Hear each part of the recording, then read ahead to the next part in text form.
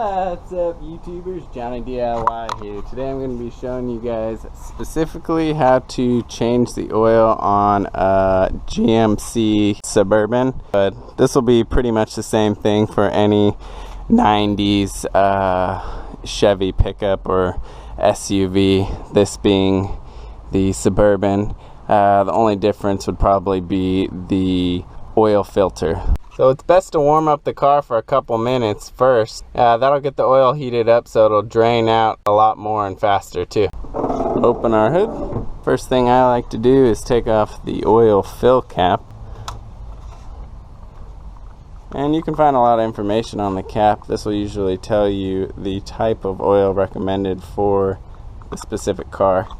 Put your funnel on the fill cap so you don't forget to fill it up with oil after. Alright, so now I like to take my pan and I like to take the oil filter off. So on this car, it's located on the driver's side. It's right here, this white one right there. So now be careful, the exhaust is probably hot if you warmed up your car first. Let it, you can let it drip out like that. And tilt it up.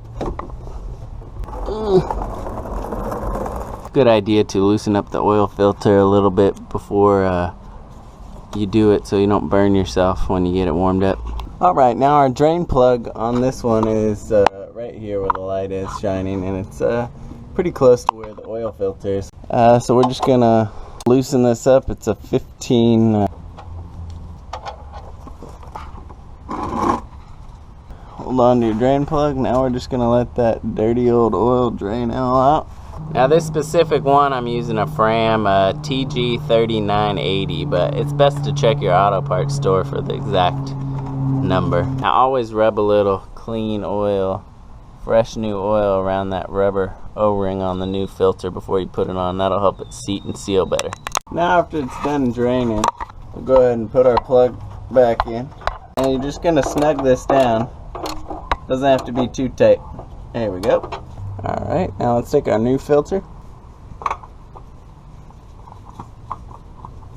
Now you're just gonna screw it on hand tight. It doesn't have to be too tight. Now don't forget to recycle your old motor oil. A lot of auto parts stores will take this. Alright, now it's time to pour our oil in.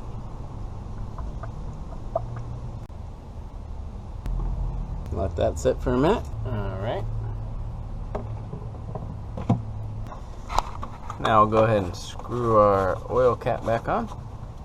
Alright, now our last step is to check the dipstick, and on this car it's on the passenger side.